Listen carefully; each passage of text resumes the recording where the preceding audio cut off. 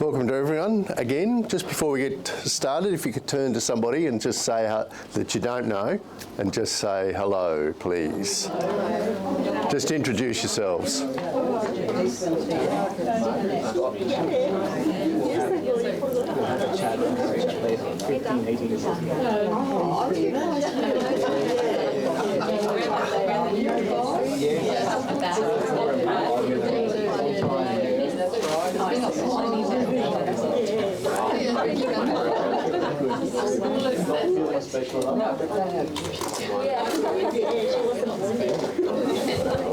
So we might get started. So I've been trying to answer this question all day. It's a very simple question, and you would think that somebody who's been teaching the Enneagram for this long may have come up with an answer before, but it's quite a difficult thing to answer, and that is, what is the Enneagram? So Gurdjieff very cryptically described it as a universal hieroglyph. So, the things that appear on, Tutankhamun's tomb. So drawings, almost pictorial drawings, that have to be translated into different languages, but also are a key to understanding the Egyptian society and Egyptian history and Egyptian religion. And so it doesn't sort of get you any closer to what the Enneagram actually is, the idea of it being a hieroglyph. And so I've been wondering all day, what is the Enneagram? So there's lots of things that the Enneagram does. I think the first thing we anybody who's been studying the Enneagram for a long time, like Barron, will tell you is that the Enneagram is multifaceted, that it's hard to put in a box because it does so many things. For example, it's based. So the first thing that it's very important is that it's based on a powerful philosophy. A philosophy around the issue of force, change, force and change. A philosophy. So it talks about as someone like Isaac Newton. So Isaac Newton was interested in the idea of force. Well, the Enneagram also talks about force. It talks about equilibrium, homeostasis. It talks about the conservation of energy. So all of those things are part of the philosophy of the Enneagram. So I'm not sure. So it's as a consequence of that, it talks about. What is it called?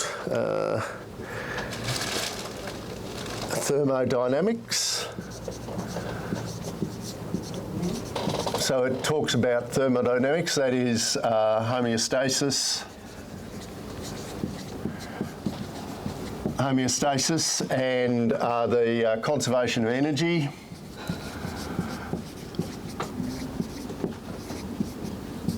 It also in terms of philosophy, it talks about the nature of knowledge. So it talks about knowledge, and it says that knowledge. So philosophy obviously is trying to understand knowing, knowledge, but the Enneagram is much more complex than most philosophers, and it says that it's not only cognitive knowledge that it's referring to, but also emotional knowledge and instinctual, so situational knowledge, so all of those things. So modern, like Plato, etc., it's really only dealing with cognitive knowledge with a little bit of emotional knowledge. The Enneagram's describing it in much more detail than that. It's describing a whole body of knowledge, that is emotional knowledge, and how emotional knowledge can be interpreted So how do cognitive types, engage and understanding emotional knowledge? So it talks about that. It's got a very powerful psychology. So it's also, it describes a psychology that refers to personality types, to, again, cognitive, emotional and instinctual. So this is about intelligence here. But this psychology is talking about cognition, feelings and self-control. So very powerful psychology that also involves personality types, a superior version of personality types. There is no other system of understanding personality types anywhere on the world that is nearly as sophisticated as this. So the ones that you can buy, or the ones that you can go onto the that you can buy from psychologists, etc., is not within cooey of the sophistication that this psychology actually talks about. It also talks, the Enneagram is also obviously a theology, so it's got a deep theology. So because it talks about hope and faith and surrender. So it's got a powerful theology attached to it, so you can begin to see this is no ordinary icon, this is no ordinary brand, this is a highly nuanced and highly sophisticated understanding of human, not only human behaviour, so in terms of the psychology, so it's got a big behavioural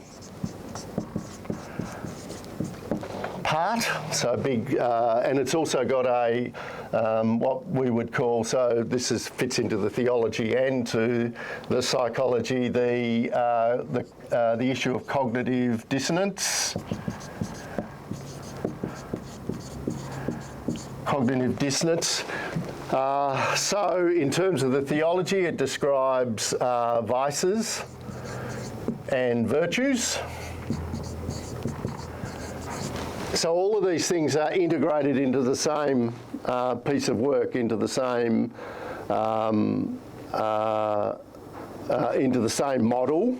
It also talks about genetics and the fact that the passions, so these are the passions and virtues, but that the passions are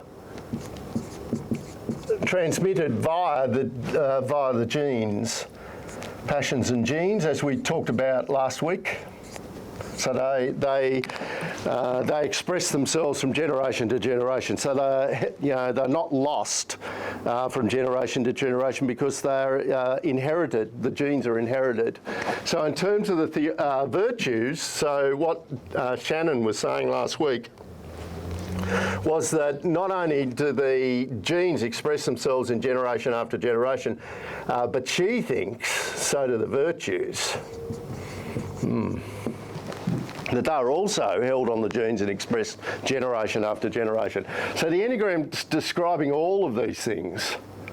So that one diagram is describing all of this. Like that's a whole university course, just that this one diagram is that sophisticated. And then on top of that, I know, it also describes self-actualization.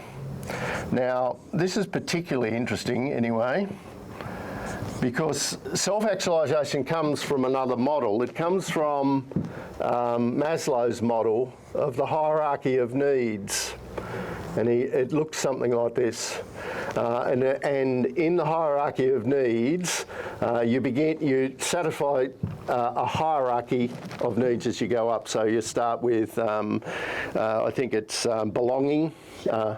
What is it? Shelter. Shelter, okay, so it starts with shelter, and I think emotional needs and then mental needs, and then self-actualisation occurs here, up here.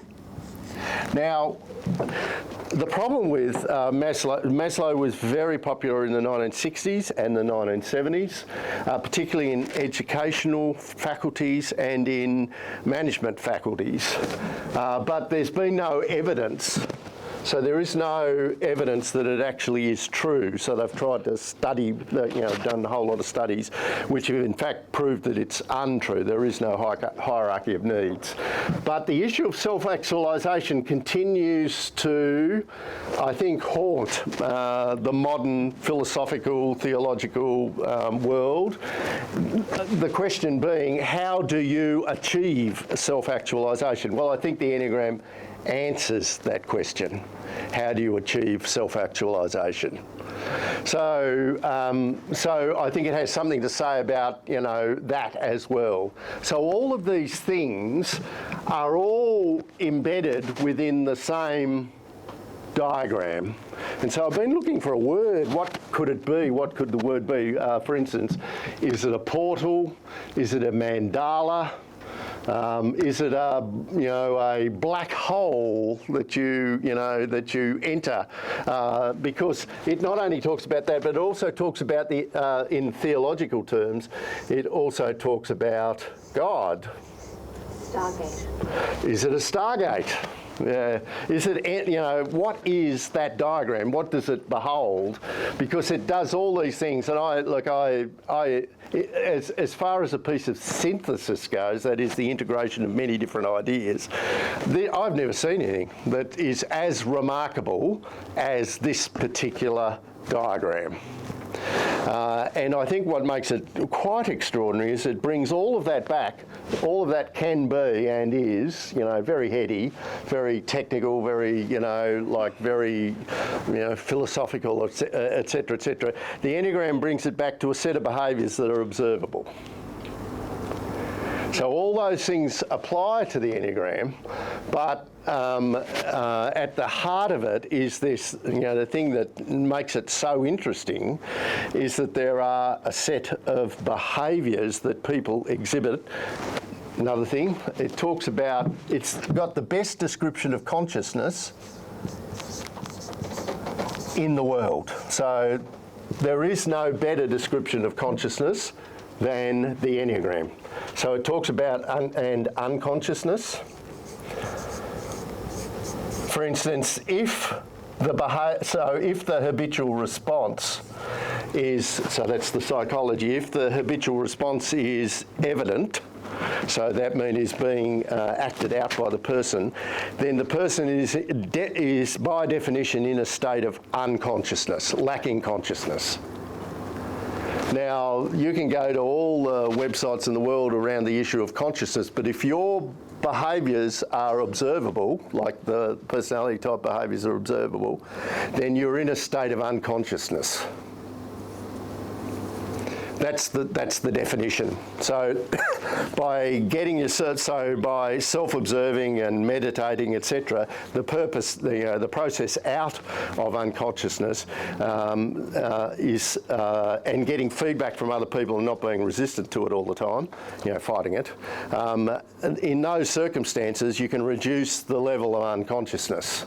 But if the personality is on, so it's triggered somehow, then the person loses all consciousness. Now, there just is no definition in the world of consciousness. So they, as you can imagine, all these people that go to, work in inverted commas in universities, constantly discussing in faculties, social science faculties, the nature of consciousness. But the Enneagram actually describes it in such detail. Because what it says is, well, I've got a set of behaviours, that I can list, and if you exhibit any of those behaviours, you're in a state of unconsciousness. That's a truly remarkable. That is a remarkable definition of consciousness or unconsciousness. So the Enneagram describes all of that. So what do I think it is? I'm sure the graph, the combination or something. Yeah, but I'm looking for a word. Yeah. Yeah. So there is no word, I don't think. Too complex for a single word. Yeah, it's such a synthesis. It's too vast. You know, it's such a synthesis. It's almost the best idea I can have is a key that starts an engine. A universal framework? Yeah, well, it's more than that. Yeah. So it's a key that starts an engine. You know, and the engine then produces all these results, all these different results as a consequence. But anyway, that aside, what do I think it does? Well, I think its purpose, its singular purpose, is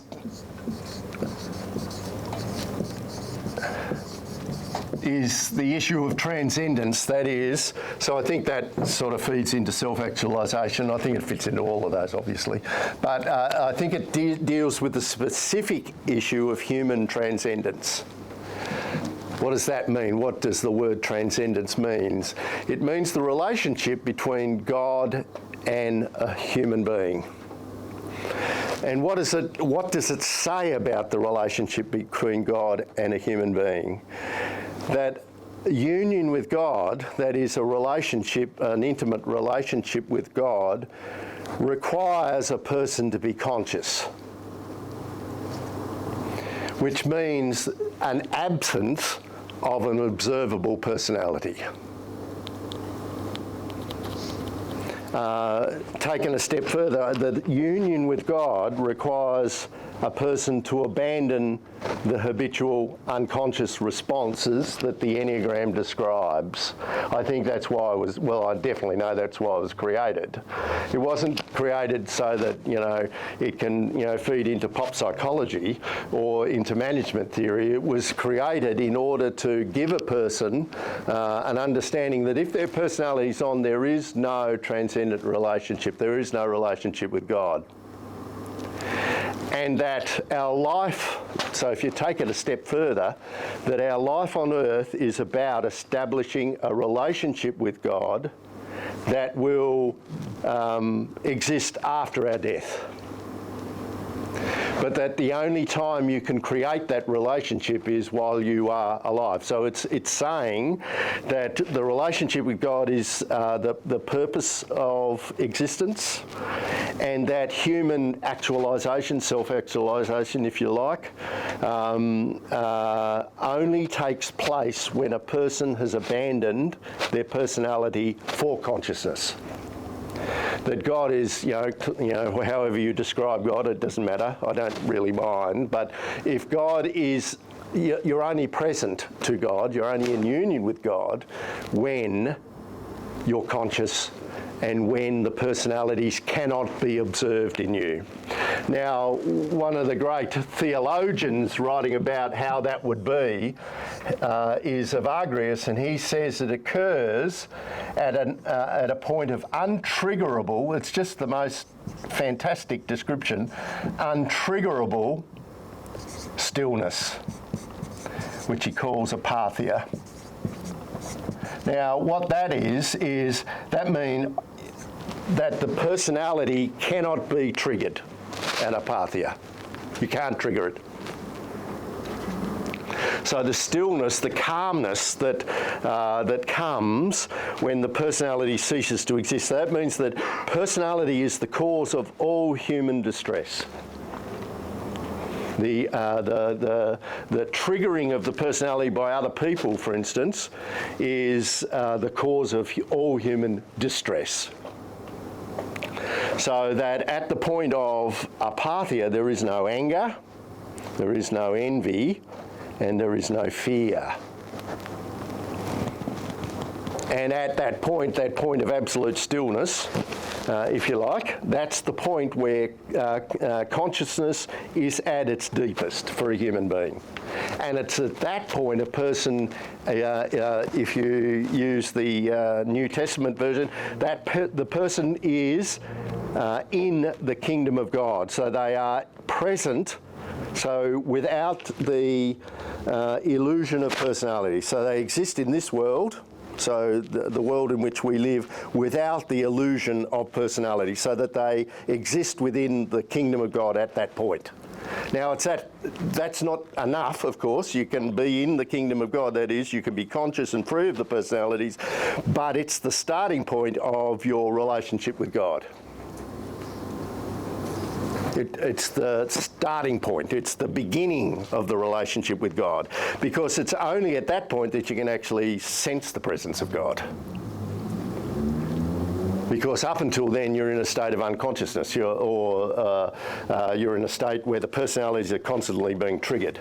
So the power of the Enneagram is it describes 9 personality types that stop a person from being able to experience God. That is truly remarkable. First of all, to be able to describe human behaviour that accurately, as we know, that's one of the extraordinary things about the Enneagram, is its ability to describe human behaviour. But the reason that we want to describe habitual, so that's repetitive human behaviour, is so that we know whether the person is transcending the limitations of personality. So in terms of, say, self-actualization, so Maslow's ideal of, how do you make a person operate at their greatest potential, that only occurs at apatheia. That only occurs at consciousness. So if we want to be the very best person we can ever be, the issue is we must be conscious in order for that to take place. And that can only take place in the absence, the complete and utter absence of the personality. So why do we study the Enneagram, and the personalities in particular, if the objective of the exercise is to abandon the personalities? So why do we study the Enneagram so intently when, it seems counterintuitive? It's an acknowledgement that we're unconscious. We study the Enneagram because we accept the fact that in our normal lives we're unconscious. That we are in the main acting out of habit. And we are constantly being triggered by other people. So if there's anybody in this room who's saying that they aren't, you need to look again, because we all are. We're triggered endlessly by anger, fear and envy all the time. And the reason that we sit on panels, and the reason we observe panels, and the reason we study the personalities is so that we can get a clearer understanding of how attached we are to the habitual responses. Because untriggerable means that you're prepared to reveal all without any fear that is, that you're gonna, without any fear and without any anger. And so it's any anger and any envy or any competition. Because I think the Enneagram, among the many other things that it actually tells us, I think it's important to realise that at its very heart, it's talking about intimacy, because you can't be intimate with another human being if your personality's on. There's no intimacy. There is no intimacy unless you're conscious. And the same intimacy that is required for a union with the deity is the same intimacy that you require in order to be intimate with a human being.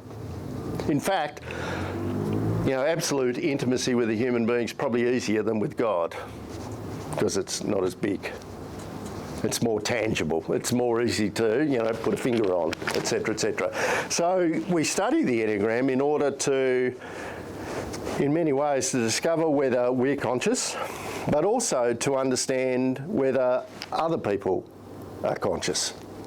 Because if the personality's on, if the personality can be triggered, so if it can be excited, if it can be, brought to the surface, the person's not conscious, the person's not intimate, the person is not self-actualizing, the person is not virtuous or loving. So if the personality's on, none of those things apply. And I think that's the power of the Enneagram. Like, this is not for children. Like, this is not for adolescents. This is not for a self-help group in a management course. So what the Enneagram says, I think, is that we struggle to have an intimate and vulnerable relationship with God in order that when we die, the relationship continues. That death isn't the end. You know, that there is hope that when a person dies, that they have made that relationship with God. And I think, I'm hoping that God's, a fairly forgiving God, and He's not expecting, saint-like intimacy and vulnerability, but that, God is, happy that we're making an effort to be intimate and vulnerable and conscious. But, I don't think there's any doubt that the Enneagram is talking about a relationship, a relationship with God. Because this circle, particularly this line, is defining a finite space. And outside that circle is an infinite space, the unknowable space. And that's God. That's us, that's God. This is a relationship between you and God. And I don't think there's any doubt that's what it's certainly not what, it's certainly how Evagrius saw it, and it's certainly how Gurdjieff saw it. That this is a doorway into a portal into a transcendent relationship. Okay? So I couldn't answer the question. What is the Enneagram? It's just like too large for me to answer. All right, so we might, what do we do now? We do the slides. Let's do the slides. Can I ask a question? Yeah. Is there one person that is, that the Enneagram two? One? Yeah, a couple probably. Would two be too much? I have absolutely no idea. Yeah. So the framework for the Enneagram was first used in about 300 AD, and it was written down by a monk called Evagrius in 385 AD. And so he was the first person to write that there were 9 passions. I've got another bit. Evolutionary biology was another thing it describes in extraordinary detail. So he described the framework of the Enneagram effectively. And then it was most probably, developed within the monasteries of Assyrian Christianity or the Church of the East. So the monasteries that existed outside the Roman and Greek-speaking world in Asia Minor. Where they would have grown up with the Buddhists and the Sufis and all the other various religions in that place, and certainly in the period between 1900 and 1905, Giorgio Gurdjieff spent time in one of those monasteries, one of the Assyrian monasteries, where he was taught the Enneagram by a Jesuit priest. And he starts teaching it in Russia between 1905 and 1916, between those two periods, teaching this Enneagram here. And then he flees from Russia after the revolution and ends up in Paris, where he teaches for the rest of his life. So that diagram is first. So we have evidence of that diagram existing from a lecture that Gurdjieff gave in 1948. And then there's a whole series of how it got to here, at this, which is a long story. But you get the idea. So if there are 2 people associated with the Enneagram, it would be Evagrius the monk and Giorgio Gurdjieff, the Armenian mystic. Excuse me, I noticed when you said about the powerful psychology, you said cognition and feelings and self-control. I was just interested why you didn't mention instinct. Instinctual control is self-control. Oh, okay, thank you. So it's the ability to control feeling and thought Oh, okay. in order to have to establish right behaviour. So it's really a fusion of thinking and feeling. So there's only two things we do. We think and we feel. They're the two big ones. But then there's a third thing that allows for the control of thinking and feeling. Because as we know, just pure thinking is chaotic and pure feeling is chaotic. And it's only when you bring thinking and feeling together and then you put an executive function over the top of it, a way of controlling them, that you get instinctual intelligence, which is often described as common sense, where in fact it's good behaviour, like it's an attempt at moderating or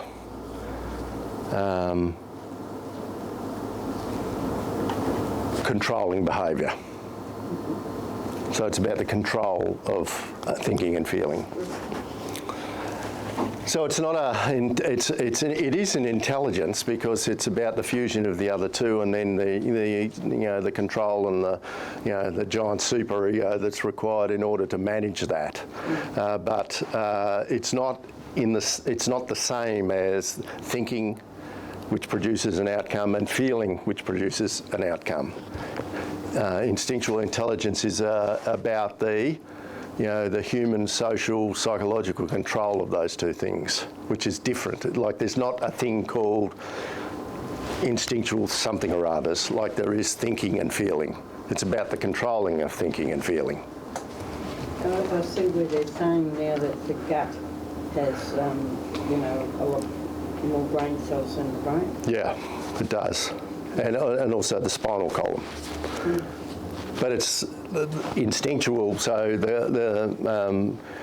so instinctual intelligence is said to reside in the gut, but it's the controlling of thinking and feeling. So although there are brain cells down there, they're still doing cognition or feeling, but it's the control of cognition and feeling. So what we do know about the gut is that it requires nutrition, and as soon as you upset the nutrition, the thinking and feeling goes haywire. So it's the control of thinking and feeling.